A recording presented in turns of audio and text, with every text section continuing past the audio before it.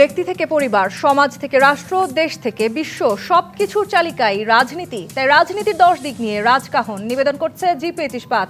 সাথে আছি আমি তাসনুভা তন্নি। সম্প্রতি প্রধান উপদেষ্টা ডক্টর মোহাম্মদ ইউনূস জানিয়েছেন, ডিসেম্বরেই জাতীয় নির্বাচন আয়োজন করতে চান তারা। এই আয়োজন যত ঘনিয়ে আসছে ততই যেন দূরত্ব বাড়ছে রাজনৈতিক দল ও ছাত্র সংগঠনের মধ্যে। সর্বশেষ গত 15 ফেব্রুয়ারি ঐক্যমত্যের কমিশনের বৈঠকের আগেও সংসদ না স্থানীয় সরকার নির্বাচন, এই প্রশ্নে ভিন্নমত দেখা গেছে। জামায়াত ও জুলাই অভ্যুত্থানের ছাত্রনেতারা আগে স্থানীয় নির্বাচন চাইছে।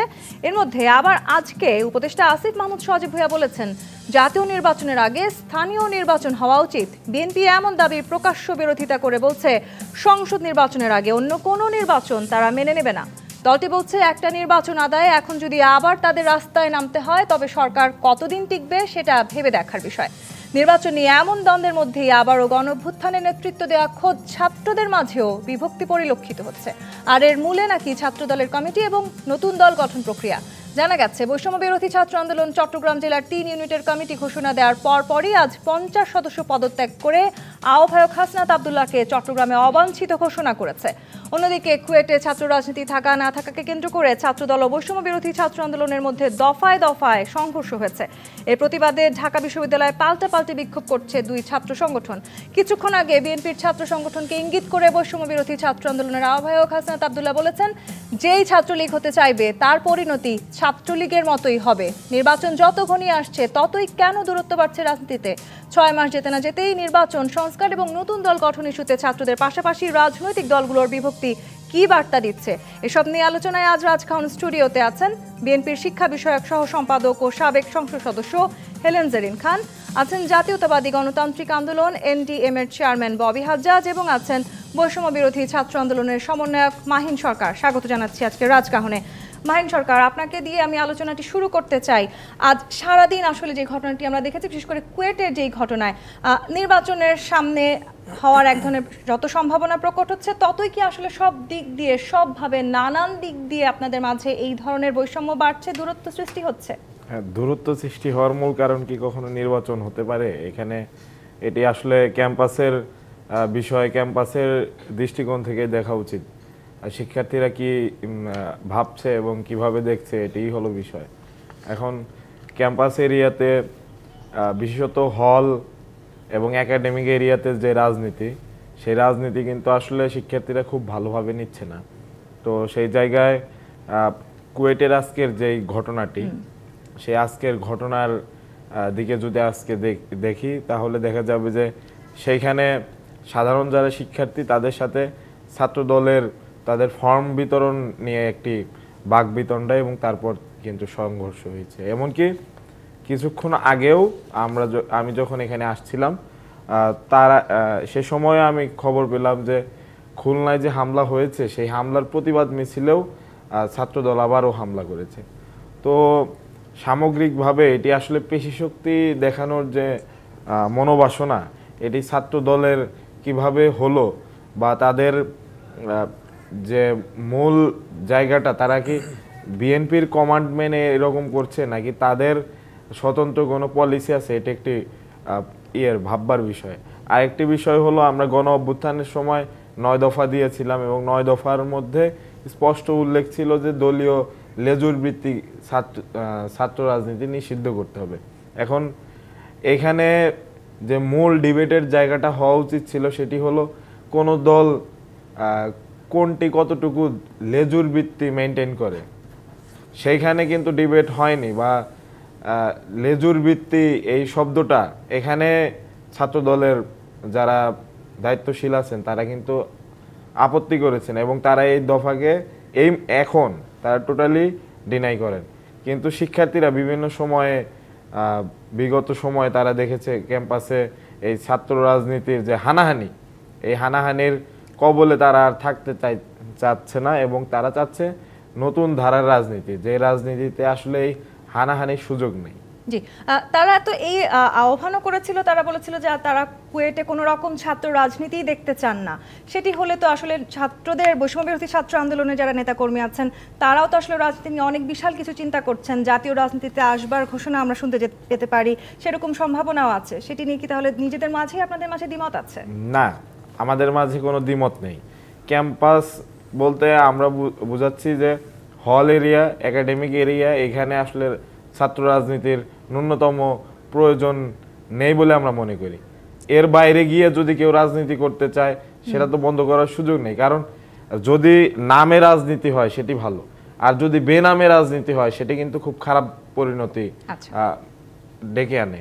তো সেই জায়গা থেকে রাজনীতি করার যে অধিকার সেটি সবারই আছে। আর বৈষম্য বিরোধী ছাত্র আন্দোলনের যে কুয়েটে আমাদের একটি কমিটি করা হয়েছে, এটি নিয়ে অনেক সমালোচনাও হয়েছে। এটি আমি একটু ক্লিয়ার করে দিতে চাই, বৈষম্য বিরোধী ছাত্র আন্দোলন রাজনৈতিক কোনো সংগঠনই নয়। যদি রাজনৈতিক সংগঠন হতো, রাজনৈতিক ছাত্র সংগঠন হতো, তাহলে কি নতুন করে আরেকটি ছাত্র সংগঠন গঠনের প্রয়োজন ছিল তাদের? না, আসলে বৈষম্য বিরোধী ছাত্র আন্দোলন কোনো ছাত্র সংগঠন নয়। এটি রাজনৈতিক কোনো উদ্দেশ্যে ব্যবহার করার সুযোগও নেই। আমরা বারবার বলেছি, জুলাই গণ অভ্যুত্থানে যে ছাত্রদের যে স্মৃতি, ছাত্রদের যে স্পিরিট, সেটাকে ধারণ করে এই ব্যানার টিকে থাকবে। অর্থাৎ যেই রাজনীতির সামনের দিনে আমরা দেখতে যাচ্ছি, সেই রাজনীতি নতুন রাজনৈতিক দল ঘোষণা হবার পর আমাদের দেখতে হবে, সেই কথা বলছেন আপনি, সেই প্রত্যাশা আমরা করতে পারি। জি ববি হাজ্জাজ, এই যে নির্বাচনের প্রস্তুতির আলোচনা চলছে, ডিসেম্বর থেকে জুনের মধ্যে এক ধরনের নির্বাচন হবার কঠিন এক ধরনের আভাস আমরা পেতে যাচ্ছি। সেই নির্বাচনকে ঘিরে আসলে রাজনৈতিক দলগুলোর মাঝে ইতিমধ্যে কিন্তু আমরা প্রস্তুতিও দেখতে পেয়েছি। বিশেষ করে আমি যদি বিএনপির কথা বলি, তারা ইতিমধ্যে কিন্তু পুরো দেশ জুড়ে এক ধরনের আয়োজন করছে, সভা সেমিনারও করছে। একটু জানতে চাই, সবসময় যখন নির্বাচন এগিয়ে আসে তখন বিভিন্ন রাজনৈতিক দল কিংবা যারা আসলে মাঠে প্রতিদ্বন্দ্বিতা করবেন তাদের মধ্যে এক ধরনের জোট কেন্দ্রিক প্রতিদ্বন্দ্বিতাও বাড়ে, এবং এবারে নির্বাচনে সেই জোটকে ঘিরে কিন্তু বিশাল ধরনের দূরত্ব আমরা সুস্পষ্টভাবে দেখতে পাচ্ছি। বিশেষ করে ইসলামী দলগুলোকে কে কোথায় টানবেন সেটি নিয়ে এক ধরনের আলোচনা চলছে, কি মনে করছেন? জি, প্রথমে আপনাকে অসংখ্য ধন্যবাদ তাসনুভা তন্নি, এবং আপনাকে, আমার সহ আলোচক যারা আজকে আছেন এবং ডিবিসির পর্দায় যারা দেখছেন সবাইকে আমার সালাম এবং শুভেচ্ছা। আমি মনে করেছিলাম যেহেতু আপনি বৈষম্য বিরোধী ছাত্র আন্দোলন, ছাত্র দল এই দুটো নিয়ে আলোচনাটা শুরু করেছিলেন, তো বৈষম্য বিরোধী ছাত্র আন্দোলনের পর আপনি জাতীয়তাবাদী দলের কাছে যাবেন, মাঝখান দিয়ে আমি আটকে গেছি। তবে নির্বাচনের কথা যখন বললেন, বিএনপির হয়তো আমি কথা বলতে পারবো না, উনি কথা বলবেন। তবে নির্বাচন যেহেতু সামনে একটা আশা, আমরা সবাই প্রত্যাশা করি, সো প্রত্যেকটা রাজনৈতিক দলই নির্বাচনের জন্য তৈয়ারি করছে। বৈষম্য বিরোধী ছাত্র আন্দোলন জাতীয় নাগরিক কমিটিও নির্বাচনের জন্য তৈয়ারি করছে। তারা অনেক আগেই, জ্ঞান আপনি বারবার কেন বলছেন যে আসতে পারে, তারা সেপ্টেম্বর মাসে বলে দিয়েছে তারা আসছে রাজনৈতিক দল, এবং তারা ইতিমধ্যে পরিষ্কার করেছে, এমন না যে তারা ধোঁয়াশা রেখেছে, তারা পরিষ্কার করেছে রাজনৈতিক দল আসছে, এবং তারা অলরেডি পরিষ্কার করেছে যে রাজনৈতিক দল নেতৃত্বে কারা থাকতে পারে, নাম যে অলরেডি ঠিক হয়ে গেছে, জাস্ট 24 তারিখে তারা নামটা অ্যানাউন্স করবে, এই জিনিসগুলো ওনারা পরিষ্কার বলে দিয়েছেন। তারপর এই আলোচনাটা ঠিক না যে আসতে পারে, আসছে 24 তারিখে, যেহেতু তারা এখনো ঘোষণা করেননি। না, ওনারা ঘোষণা করেছেন যে 24 তারিখে ঘোষণা করবেন, যতদূর আমি লাস্ট শুনেছি। হ্যাঁ, সো আমরা আশাবাদী, আলহামদুলিল্লাহ আমরা আশাবাদী যে তরুণরা ভালো কিছু পদক্ষেপ নিচ্ছে। 24 তারিখে আমরা ভালো কিছু জানবো, ভালো কিছু হবে। তবে যেহেতু নির্বাচন আসছে, নির্বাচনের জন্য সবারই তৈয়ারি থাকে, সব রাজনৈতিক দলের তৈয়ারি থাকে, এবং যে রাজনৈতিক দল ফেব্রুয়ারি 24 তারিখে আসছে, সেই রাজনৈতিক দলও আপনার সেপ্টেম্বর 2024 থেকে প্রিপারেশন নিচ্ছে নির্বাচনের। Having said that, just specific বিএনপির কথা বলছি, যে বিএনপির যে প্রোগ্রামগুলো, মানে আমি জানি কারণ আমাকে অনেকবার দাওয়াত জানিয়েছে, সেই কারণে, অন্য কোনো কারণ নেই। বিএনপির এই যে উপজেলা ইউনিয়ন লেভেলে যে প্রোগ্রামগুলো হচ্ছে, এগুলো হলো তাদের 31 দফা সংস্কারের যে প্রস্তাব, এইটার প্রোগ্রাম, নির্বাচনী প্রোগ্রাম কিন্তু তারা করছে না, অ্যাটলিস্ট যতদূর আমি জানি। কারণ আমারও তো নির্বাচনী প্রিপারেশন আছে, আমার দলেরও শত শত ক্যান্ডিডেটদের নির্বাচনী প্রিপারেশন আছে। আবার বিএনপির যেহেতু আমরা কিছু দূর, ওই যে আমাদের যুগপথ আন্দোলনে আমরা শরিক দল ছিলাম, খুব কাছের ছিলাম, এখনও কিছু ওই বন্ধুত্বগুলো তো আমাদের রয়ে গেছে, সো আমরাও দাওয়াত পাই। তো তাদের সব যত কর্মসূচি হচ্ছে, যতগুলো দাওয়াত আমরা পাচ্ছি বা কর্মসূচি এলাকায় দেখছি, এই সবগুলো কিন্তু সংস্কার দফার কর্মসূচি, একটাও নির্বাচনের কর্মসূচি না বিএনপির পক্ষ থেকে, অ্যাটলিস্ট অফিসিয়াল যা আমরা জানি। তাছাড়া কোনো দলই বোধহয় অফিসিয়াল নির্বাচনী কর্মসূচি শুরু করেনি, আনঅফিসিয়ালি অনেক দলই নির্বাচনের কাজ করছে, আমরা নিজেরাও করছি ভাই। রাজনৈতিক দল মানে তো নির্বাচনের, আর ওই যে রাজনৈতিক দল এখন অ্যানাউন্সমেন্ট আসেনি, 24 তারিখে অ্যানাউন্সমেন্ট আসবে, সেই রাজনৈতিক দল 6 মাস হয়ে গেছে নির্বাচনের প্রিপারেশন করছে। সো রাজনৈতিক দলের কাজই এটা, নেচারই এইটা। আর যেহেতু নির্বাচনের জন্য তৈয়ারি, তখন নির্বাচনে অনেকেই দেখছেন একে অপরের হয়তো প্রতিদ্বন্দ্বী হতে পারেন। আমার কাছে মনে হয় যে নতুন দল আসছে, সেই দলটাও হয়তো এইভাবে চিন্তা করছেন। এইখানে আমি একটু ভিন্ন চিন্তা করি, এটা সব দলের জন্য আমি বলবো, আমি একটু ভিন্ন চিন্তা করি। আমরা অনেক বছর পর আমাদের আবার ওই যে গণতান্ত্রিক পথযাত্রাটা আবার শুরু করেছি জুলাই আন্দোলনের মাধ্যমে, অনেক বছর পর। এবং জুলাই আন্দোলনে যেহেতু গণমানুষের আন্দোলন ছিল, ছাত্র না, এই না, সেই না, সবার, এটা সবার আন্দোলন ছিল।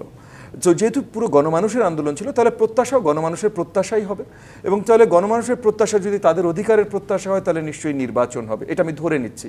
গণমানুষের প্রত্যাশা, গণমানুষ নেমেছে, তাহলে অবভিয়াসলি লজিক্যালি গোজ গণমানুষের প্রত্যাশা। আমি পার্সোনালি ধরে নিচ্ছি যে গণমানুষ তো আর নির্বাচন ছাড়া অন্য কোনোভাবে তাদের প্রত্যাশা ব্যক্ত করতে পারে না, আর ওই আন্দোলন। সো তাহলে নির্বাচন হয়তো তারা চান। সো এই নির্বাচনে যাওয়ার জন্য প্রতিদ্বন্দ্বিতার কথা আছে, সবার মধ্যে একটা প্রতিদ্বন্দ্বিতার একটা নেচার থাকবে, একটা কম্পিটিটিভ স্পিরিট থাকবে। যেমন আমরা এই যে বৈষম্যবিরোধী ছাত্র আন্দোলনেরও যে নতুন দলটা আসছে, সেখানেও আমরা দেখছি খুব সুন্দর একটা কম্পিটিশন আছে। এখানে আসলে আছে কিনা জানি না, কিন্তু গণমাধ্যম বলছে আছে পজিশনগুলোর জন্য। এইটা আপনার রাজনীতির একটা সৌন্দর্য, যে একটা কম্পিটিশন থাকবে, যে কে সেকেন্ড হবে, কে থার্ড হবে, যারা দলের সব নেতাকর্মীদেরকে খুশি করতে পারবে, মানে তারা দেখাতে পারবে তাদের লিডারশিপ কোয়ালিটি, তারাই ওই জায়গাগুলোতে যাবে। কম্পিটিশন থাকতে হবে। আমি দেখছি যে তাদের এই তরুণদের পার্টির, নতুন পার্টির ভিতরে এই জিনিসটা আছে, আলহামদুলিল্লাহ, আমি সেটাকেও সাধুবাদ জানাই। কিন্তু কম্পিটিশনটা বাহাসে পরিণত হচ্ছে বলে কি আপনি মনে করেন? না, আমি দেখেন তাদের দলের ভেতরে কি কম্পিটিশন হচ্ছে এটা তো আমি জানি না। দলের বাইরে মিডিয়াতে আলোচনা হচ্ছে এই কম্পিটিশনটা নিয়ে। মিডিয়াতে অনেক বেশি আলোচনা যখন হয়ে যায়, সবকিছুই বাহাস হয়ে যায়। কিন্তু আমি পজিটিভ সাইডটা দেখছি, ইতিবাচক সাইডটা দেখছি, যে কম্পিটিশন। তবে এই কম্পিটিশনের আলোকে যেটা কিছু ভুল হয়তো তরুণরা করছে, হয়তো এগেন সেটা তরুণদেরও আমশোর আরও মুরব্বী আছে, তারাও জানাবেন, কিন্তু তারা সবাইকে হয়তো একটু প্রতিপক্ষর চোখে দেখার একটা প্রবণতা তৈরি হচ্ছে। মানে আমরা বড় একটা জায়গা থেকে এসেছি যেখানে আমরা সবাই ঐক্যবদ্ধ ছিলাম। মানে এমন আলোচনাও অনেক সময় তরুণরা নিয়ে আসছেন যে আমরা ঐক্যবদ্ধ ছিলাম না, শুধু আমরা ছিলাম, শুধু তরুণরা ছিল, এবং তাও তরুণরাই ছিল, মানে সম্মুখভাগে সব তরুণরাই ছিল। কিন্তু ওই তরুণরাও সব এক দলের ছিল না। কিন্তু এই যে ভবিষ্যতে যে দল আসছে, এই দলেরও ছিল না সব তরুণরা। এই দলরা একটা অংশ ওই তরুণদের। এই দলের যারা নেতৃত্ব দিচ্ছেন, তারা সম্মুখভাগে ছিলেন নেতৃত্বের, কিন্তু শুধু তারাই সম্মুখভাগে ছিলেন না, আরো অনেকে ছিলেন নেতৃত্বে। সো ক্রেডিটটাও সবার শেয়ার করতে হবে। অংশীদারদেরকে নিয়ে এগিয়ে যাওয়ার যে কথা আপনি সেটি বলার চেষ্টা করছেন, সবাইকে নিয়ে আসলে এগিয়ে যেতে হবে। কিন্তু ইতিমধ্যেই 6 মাসে কিন্তু আমরা অনেক ধরনের প্রতিদ্বন্দ্বিতার জায়গাটিতে আমরা দেখেছি যে কিভাবে সব রাজনৈতিক দলগুলোর মধ্যে এক ধরনের দূরত্ব বাড়ছে, এমনকি অন্তর্বর্তী সরকারের সাথেও দূরত্ব বাড়ছে, সেটিও আমরা দেখেছি। হেলেন জারিন খান, একদম খুব সুস্পষ্ট প্রশ্ন করতে চাই। হাসনাত আব্দুল্লাহ আজকে বলেছেন মজলুম যেন জালিম না হয়, এবং তিনি সেটি খুব স্পষ্টভাবে একটি রাজনৈতিক দলের ছাত্র সংগঠনকে উদ্দেশ্য করেই বলেছেন। সেই সাথে আজকে এখানে মাহিন সরকার তিনিও বলেছেন বিএনপির কমান্ড মেনেই ছাত্রদল এসব কাজ করছেন কিনা সেটি নিয়ে একটি প্রশ্ন আছে। খুব স্বাভাবিকভাবে ছাত্রদল যদি বিএনপিরই অংশ হয়ে থাকে, বিএনপির কমান্ড মেনেই করার কথা, তাহলে কি এই সংঘাত সংঘর্ষ কিভাবে হচ্ছে, কেন হচ্ছে? ধন্যবাদ আপনাকে, ধন্যবাদ দর্শক শ্রোতাদেরকে এবং সহ আলোচক হিসেবে এখানে উপস্থিত হয়েছেন তাদের প্রত্যেকেই আমি আমার ব্যক্তিগত পক্ষ থেকে, আমার দলের পক্ষ থেকে শুভেচ্ছা জানাচ্ছি। হাসনাত আব্দুল্লাহর বক্তব্য দিয়ে শুরু করি, মজলুম যেন জালেম না হয়, তাহলে এটা আমরাও প্রত্যাশা করি। তবে আমার মনে হয় যে সেটা প্রথমে নিজেদের মধ্যে এই বক্তব্যটা যাতে বাস্তবায়ন হয়, সেটাই আমি মনে করি যে এই জাতি দেখতে চাচ্ছে। আমরা বৈষম্য বিরোধী যারা ছাত্র আন্দোলনে যারা ছিলেন, তাদের মধ্যে ইতিমধ্যেই বলেছেন আমার সহ আলোচক যে এই যে ছাত্রদের মধ্যে শুধু যে বৈষম্য বিরোধী ছাত্র আন্দোলনের ছাত্ররাই ছিল তা কিন্তু না। এখানে ছাত্রদল ছিল, ছাত্র শিবির ছিল, ইউনিয়ন ছিল, অন্যান্য যতগুলো দল আছে প্রত্যেকেরই ছাত্র সংগঠনগুলো তার, এবং দলের বাইরেও ইয়াং জেনারেশন যারা ছিল, আমরা মাদ্রাসার ছাত্রদের কথা বলতে পারি, আমরা বিভিন্ন এলাকা অঞ্চল ভিত্তিক যে সমস্ত মানে ইয়াং জেনারেশন যারা আছে, জেনজি যারা, তারা প্রত্যেকেই কিন্তু অংশগ্রহণ করেছে। এছাড়া আমরা দেখেছি যে যেটা বলা হয় যে ছাত্র জনতার সমস্ত জনতা বের হয়ে গিয়েছিল। আর এখানে আমি যে বিষয়টি প্রথমত উল্লেখ করতে চাই, দেখেন বৈষম্য বিরোধী, আমি নিজে কিন্তু ছাত্র রাজনীতির প্রোডাক্ট, তো সেই কারণে আমি বলবো যে জাতীয় রাজনীতির, আমরা যেটা বলতাম যে জাতীয় রাজনীতির সূতিকাগার কিংবা জাতীয় রাজনীতির মেইন ফ্যাক্টর হচ্ছে ছাত্র রাজনীতি। এবং আপনি যদি দেখেন শিক্ষা প্রতিষ্ঠান থেকে আমাদের শুধুমাত্র যে এই যে জুলাই আগস্টে যে আমাদের গৌরব উজ্জ্বল অধ্যায় হয়েছে সেটা কিন্তু না, আমরা ৭১-এর দিকে তাকাই, সেখানেও কিন্তু ছাত্ররা বিরাট ভূমিকা পালন করেছে, নেতৃত্বে ছিল। এবং আমরা ৯০-এর আন্দোলনে, যেটার আমি একজন অন্যতম অংশীদার হিসেবে গর্ববোধ করি, সেই সময় আমরা দেখেছি যে ছাত্রদের নেতৃত্বে কিন্তু এই ৯০-এর স্বৈরাচারের পতন হয়েছিল। তো এটা আমি বলবো যে যুগে যুগে আমরা দেখেছি এই বাংলাদেশে কিন্তু ছাত্ররা নেতৃত্ব দিয়ে যে কোনো অন্যায়ের বিরুদ্ধে রুখে দাঁড়িয়েছে, স্বৈরাচারকে উৎখাত করেছে, ফ্যাসিস্টদের এবার উৎখাত করা হলো। তো এর মধ্যে দিয়ে পরবর্তীতে আমরা দেখেছি যে এই ছাত্ররাই পরবর্তীতে জাতীয় রাজনীতিতে এসেছে। এখন আমরা বৈষম্য বিরোধী ছাত্র আন্দোলনের যারা, তাদের মধ্যে একটা বক্তব্য আমরা একাংশ বলবো, সবাই না, একাংশ মধ্যে অনেকে বলবো। আমি যেমন দু একটা প্রতিষ্ঠানে গিয়ে দেখেছি যে শুধুমাত্র বৈষম্য বিরোধী ছাত্ররাই রাজনীতি করতে পারবে, অন্য কোনো সংগঠন সেখানে রাজনীতি করতে পারবে না। এটা তো হতে পারে না, এটা তো মেনে নেওয়া যায় না। এই জায়গাগুলো দেখছি যে আপনার এই যে ধরেন কুয়েটে যেটা হয়েছে, বলছে যে এখানে ছাত্র রাজনীতি বন্ধ থাকবে। আমরা কিন্তু ছাত্র রাজনীতির বন্ধের পক্ষে না, ছাত্র রাজনীতি থাকবে কিন্তু সুস্থ রাজনীতি থাকতে হবে। সুস্থ রাজনীতি যদি হয় সেখান থেকেই তো আমাদের জাতীয় নেতৃত্ব বের হয়ে আসবে। এই জায়গাটাই আমাদের মনে হয় সবচেয়ে গুরুত্ব। আজকের ঘটনায় তো বৈষম্য বিরোধী ছাত্র আন্দোলনের নেতারা কোন একটি রাজনৈতিক দলের ইন্টেনশন নিয়ে প্রশ্ন তুলেছেন। এই যে দেখেন আপনি যে চিটং এর কথা বললেন, যে বৈষম্য বিরোধী ছাত্র আন্দোলনের নেতারা যে কমিটি করতে গিয়েছে, সেখানে তারা কিন্তু গন্ডগোল করেছে এবং হাসনাত আব্দুল্লাহকে মানে অবঞ্চিত ঘোষণা করেছে। তারা কিন্তু ওখানে রাজনীতি করছে, তাদের ওখানে হচ্ছে, তারা নিজেরা দ্বন্দ্ব করছে, আবার তারা এখানে প্রশ্ন তুলছে। তবে হ্যাঁ, আমি ব্যক্তিগতভাবে বলবো যে কোনো অন্যায়কারী সে যে সংগঠনেরই হোক, সেটা আইন নিজের হাতে কখনো তুলে নেবে না, এটাই আমরা প্রত্যাশা করি। দেখেন এত আমাদের মানে আমরা দেখলাম যে জাতিসংঘ যে রিপোর্ট দিয়েছে, সেখানে আমরা দেখেছি যে প্রায় 1500-র মতো ছাত্র জনতা নির্মমভাবে মানে জীবন দিয়েছে। এত রক্ত, এত মানে এত স্যাক্রিফাইস, এবং দীর্ঘ 17 বছর আপনারা জানেন যে জাতীয়তাবাদী দল এবং আমাদের সাথে যে সমস্ত আন্দোলনরত যে অন্যান্য দলগুলো আছে, এদের যে স্যাক্রিফাইস এবং আমাদের যে হাজার হাজার নেতাকর্মীকে আমরা হারিয়েছি, এত নির্যাতন হয়েছে, আমাদের গুম হয়েছে, আমাদের খুন হয়েছে, আমরা নির্মমভাবে নির্যাতিত হয়েছি।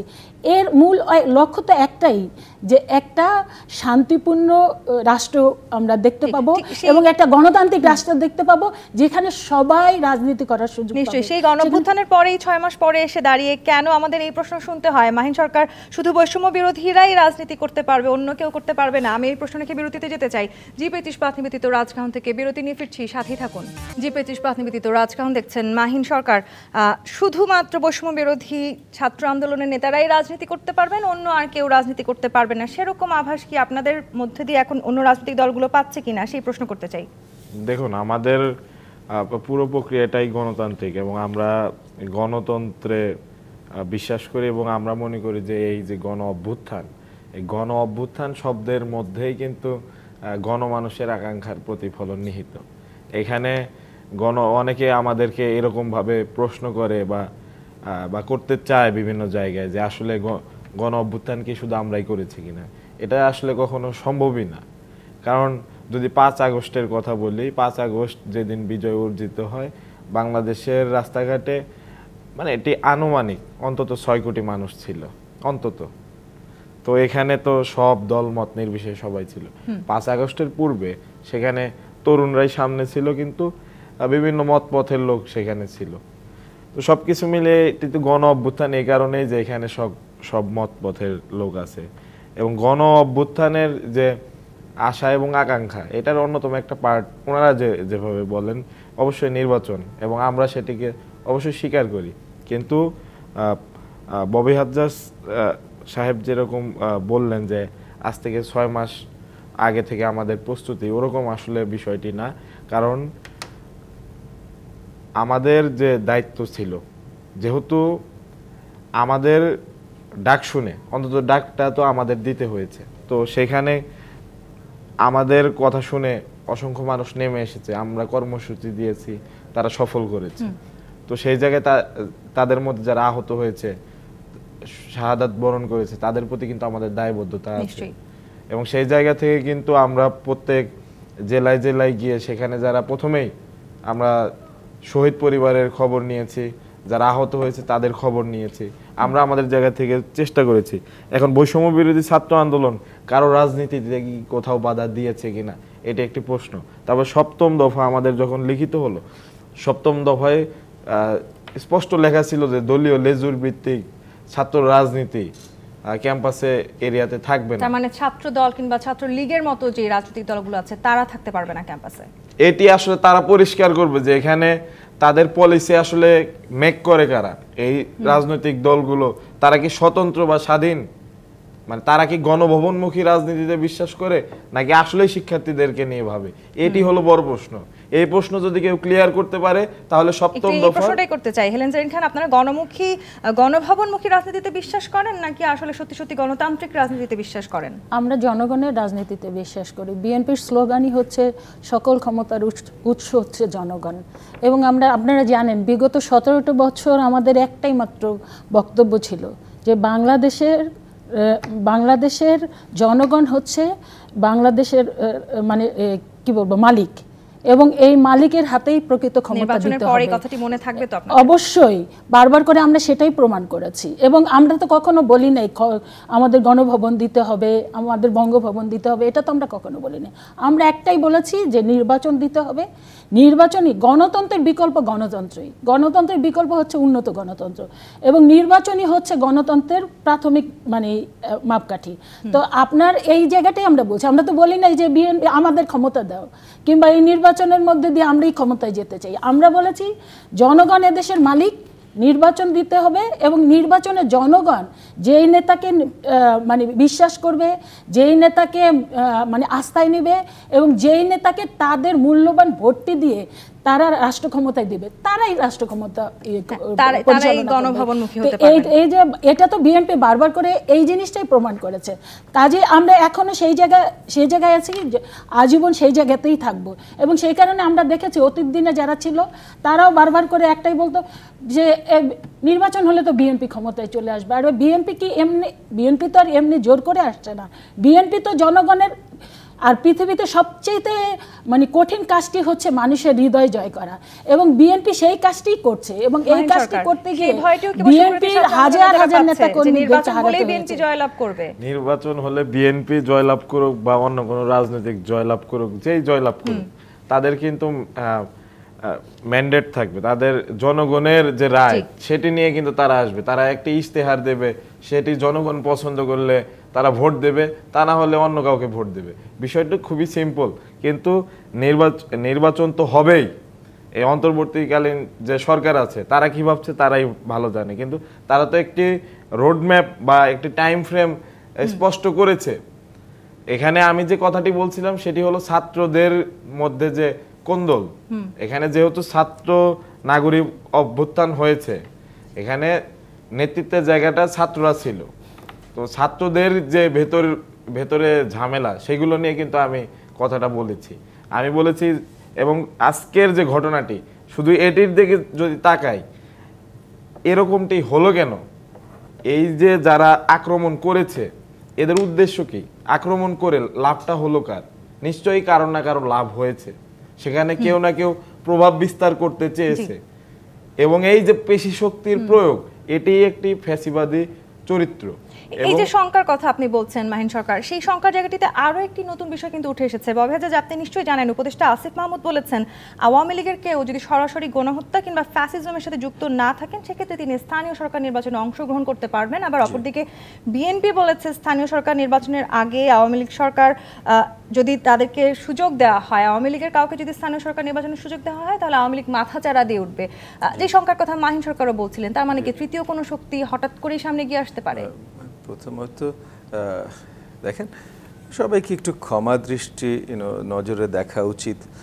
আসিফ তরুণ উপদেষ্টা, আসিফ যার কথা বলছেন সে আসলে অনেক তরুণ, হ্যাঁ, তার ঘাড়ে সর্ট অফ দায়িত্ব অনেক বড় দেয়া হয়েছে, কিন্তু that doesn't change the reality যে ওনার বয়সের ওজন কম, ওনার অভিজ্ঞতার ওজন কম, এবং সেই কারণে, এবং তারুণ্যদীপ্ত মানে এনার্জি অনেক বেশি, উদ্দীপনা বেশি, সো সব কথা অনেক চিন্তাভাবনা করে বলেছেন। সবসময় আমরা অনেক সময় দেখেছি বা বেশিরভাগ সময় হয়তো দেখেছি যে প্রবীণ রাজনীতিবিদ মন্ত্রীর জায়গায় বসে একদম হুঁশ ছাড়া কথাবার্তা বলে।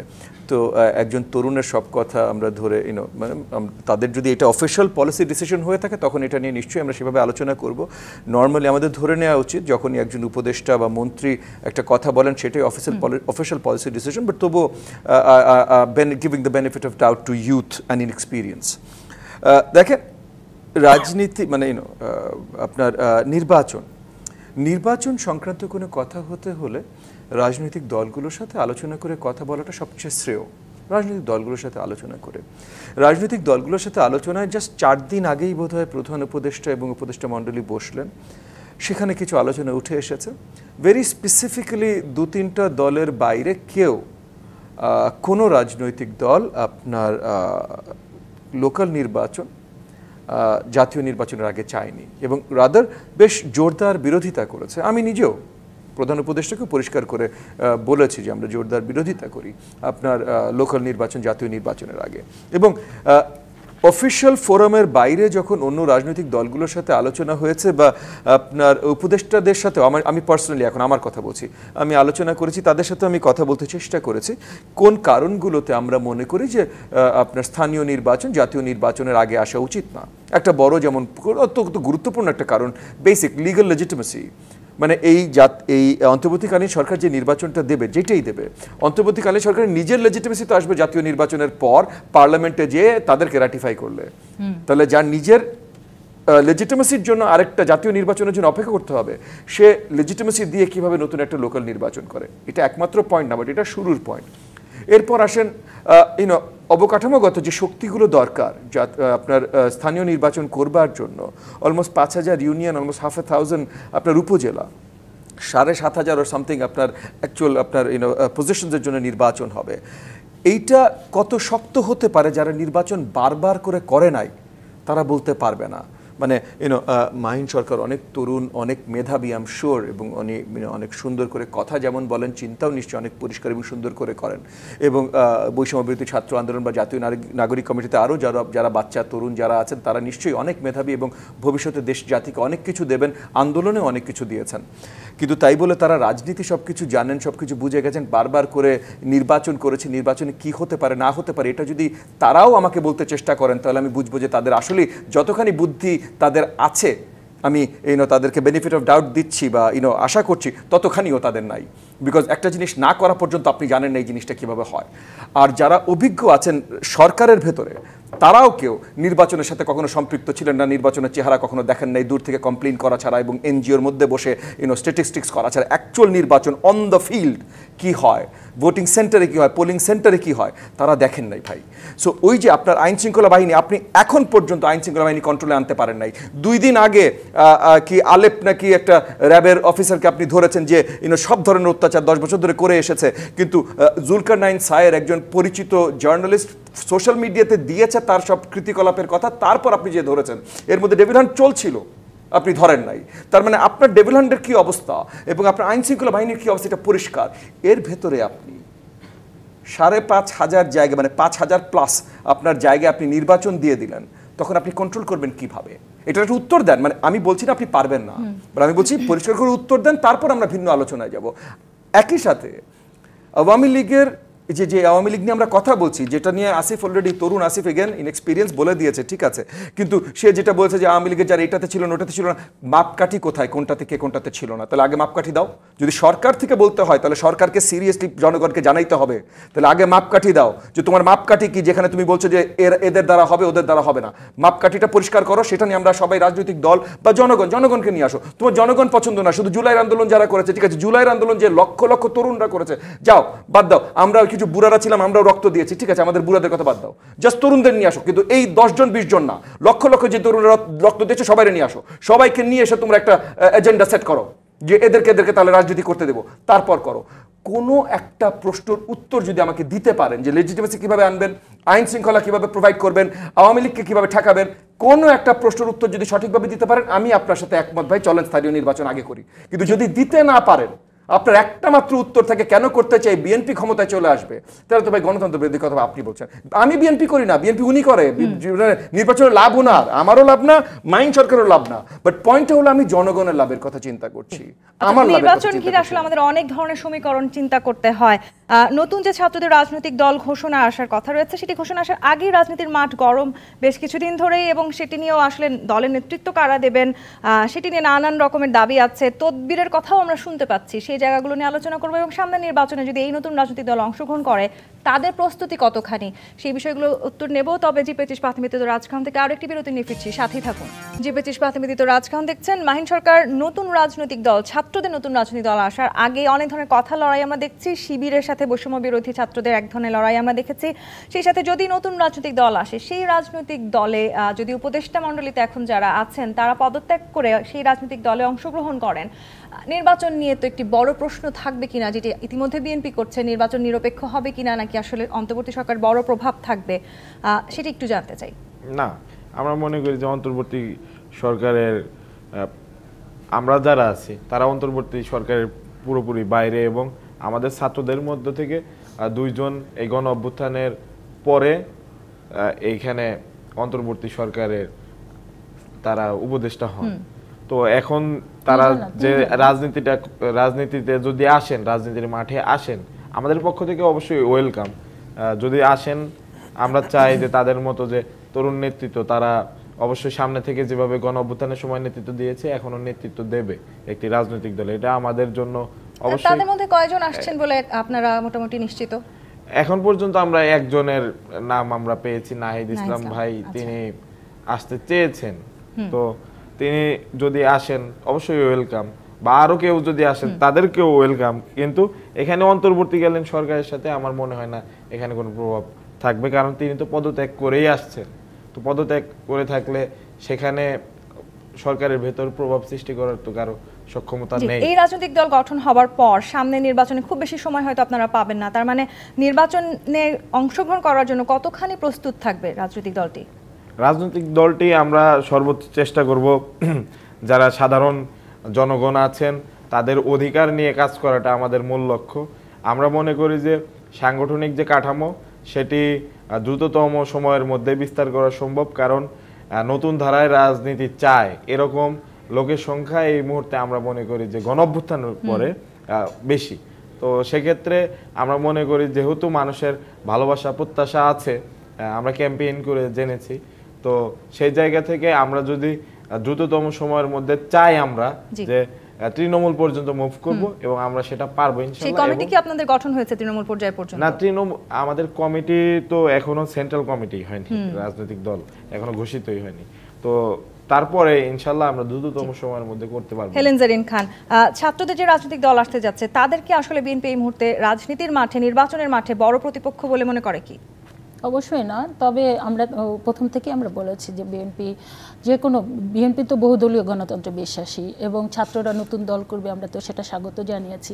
কিন্তু এই জায়গায় একটা বিষয় আমার মনে হয় জাতি হিসাবে এবং দলগত হিসেবে আমার প্রশ্ন, এটা আমি ব্যক্তিগতভাবে প্রশ্ন করতে চাই, সেটা হলো বিএনপি একজন কর্মী হিসাবে বলতে চাই, সেটা হলো যে দেখেন দীর্ঘ 17 বছর, বিশেষ করে 15 বছর আমরা যে আন্দোলনটি করেছিলাম একটা অবাধ সুষ্ঠু নিরপেক্ষ নির্বাচনের জন্য একটা তত্ত্বাবধায়ক সরকার, এবং এই তত্ত্বাবধায়ক সরকারটি তুলে দেওয়ার জন্য কিন্তু একটা নিরপেক্ষ সরকার তুলে দেওয়ার কারণেই কিন্তু পরবর্তীতে এই যে 2014, 2018 এবং 24-এর যে ভুয়া নির্বাচনগুলো হলো।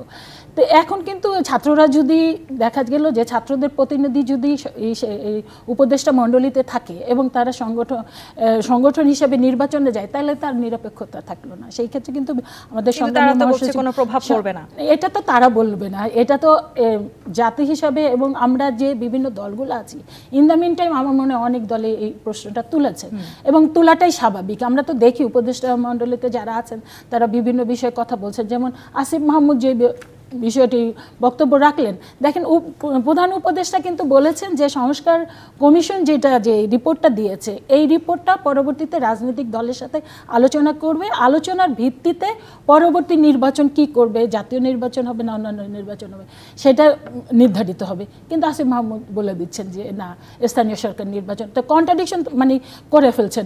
সেই কারণেই কিন্তু এটা আরও নির্বাচন যত ঘনিয়ে আসবে ততই হবে। আর আমার মনে হয় যে এই ছাত্ররা যদি নির্বাচন করতে চায় তাহলে তাদের তাদের প্রতিনিধি উপদেষ্টা মণ্ডলীতে কখনোই থাকার প্রশ্ন আসে না। এটা নিয়ে ব্যাপক বিতর্ক হবে, এবং এই বিতর্কের জন্যই এত মানুষের জীবন দেওয়া, এতটা বছর আন্দোলন সংগ্রাম করা, এই আমি মনে করি এটা করা ঠিক হবে না। আর আমরা তো অবশ্যই চাই যে ছাত্ররা নতুন রাজনীতি করুক, সুস্থ রাজনীতি করুক এবং তারা গণতান্ত্রিক প্রক্রিয়ার মধ্যে আসুক এবং তারা এই নির্বাচনে অংশগ্রহণ করুক, সেখানে আমাদের কোনো বাধা নাই। কিন্তু নির্বাচন ম্যানিপুলেট করার আর কেউ যদি ষড়যন্ত্র করে, চক্রান্ত করে, আমার মনে হয় সেটাই বাংলাদেশে। সেই চক্রান্ত ষড়যন্ত্র দেখতে পাচ্ছেন কি সামনে নির্বাচনকে ঘিরে? দেখেন, আমি আশাবাদী যে সামনে নির্বাচনে এই চক্রান্ত ষড়যন্ত্র হবে না। আমি আবার বলছি যে তরুণরা যে রাজনৈতিক দল গঠন করছেন তাদেরকে সাধুবাদ জানিয়েই বলছি যে তরুণদের অভিজ্ঞতার স্বল্পতা আছে, তারা অনেক কিছু হয়তো মানে ইল ইন্টেন্ট নিয়ে না, তবে কাজটা হয়তো ভুল হয়ে যেতে পারে। দায়িত্ব কিন্তু সরকারের, মানে অন্তর্বর্তীকালীন সরকারের দায়িত্ব যে কোনো রাজনৈতিক দল যেন ওই যে লেভেল প্লেইং ফিল্ডের জায়গায় আনলেভেল হায়ার গ্রাউন্ড না পায়। তো যদি সরকারের সাথে সম্পৃক্ততা থাকে একটা দলের বা দলের সর্ট অফ লিডিং আপনার নেতৃবৃন্দের, তাহলে তখন অবভিয়াসলি লেভেল প্লেইং ফিল্ড জায়গাটা আর থাকে না। তো সেই জায়গা থেকে আমি আর অত দূর ওই কিংস পার্টি বা এগুলো নিয়ে অনেক আলোচনা আছে, আমি এগুলোতে যাবো না। তবে এবং এটা ছাত্রদেরও কিন্তু দায়িত্ব নয়, মানে আমার দলের পক্ষ থেকে যদি আমি একটা সুযোগ নিতে পারতাম আমি হয়তো ছেড়ে দিতাম না। সো যারা দলটা করছে আমি তাদেরকে তো দোষারোপ করবো না, দোষারোপ করবো যারা সরকারে আছে। সো সরকার, অন্তর্বর্তীকালীন সরকারের প্রতি আমাদের অনেক আশা প্রত্যাশা আছে। তারা এই ধরনের কর্মকাণ্ডগুলোর থেকে একটু নিজেদেরকেও বিরত রাখা উচিত। এগেন আমি সরকার হিসেবে বলছি, অন্তর্বর্তীকালীন সরকারের কাছ থেকে আমাদের একটা প্রত্যাশা আছে যে তারা লেভেল প্লেইং ফিল্ড তৈরি করতে চেষ্টা করবে এবং সেই কারণেই ছাত্রদেরকে, তরুণদেরকে যদি কোনো সহযোগিতা দিতেও হয় সেটা সরকারের বাইরে থেকে, সরকারের ভেতরে থেকে। তার মানে আপনি কি মনে করছেন অন্তর্বর্তী সরকার এই মুহূর্তে ছাত্রদের রাজনৈতিক দলকে খানিকটা, ছাত্রদের রাজনৈতিক দলকে না, বৈষম্য বিরোধী ছাত্র আন্দোলন এবং জাতীয় নাগরিক কমিটি, এই দুটো সংগঠনের রাজনৈতিক দলকে, নট ছাত্রদের রাজনৈতিক দলকে, এই দুটো সংগঠনের রাজনৈতিক দলের সাথে সম্পৃক্ততা সরকারের খুবই গভীর এবং এই সম্পৃক্ততাটা আসলে লেভেল প্লেইং ফিল্ড তৈরি করার জায়গা থেকে একটা অবস্টাকল হয়ে দাঁড়াতে পারে। এরপরও দীর্ঘদিন পর নিশ্চয়ই আমরা সামনে নির্বাচনে লেভেল প্লেইং ফিল্ড দেখবো, সেই প্রত্যাশা করতে চাই। হেলেন জেরিন খান, মাহিন সরকার, ববি হাজ্জাজ, অসংখ্য ধন্যবাদ আজকে রাজকাহনের সময় দেওয়ার জন্য। দর্শক, আজকের মতো বিদায় নিচ্ছি জি25 নিবেদিত রাজকাহন থেকে। ফিরবো আগামীকাল রাত 10টায় নতুন রাজকাহন নিয়ে। ডিবিসির সঙ্গেই থাকুন 24 ঘন্টা।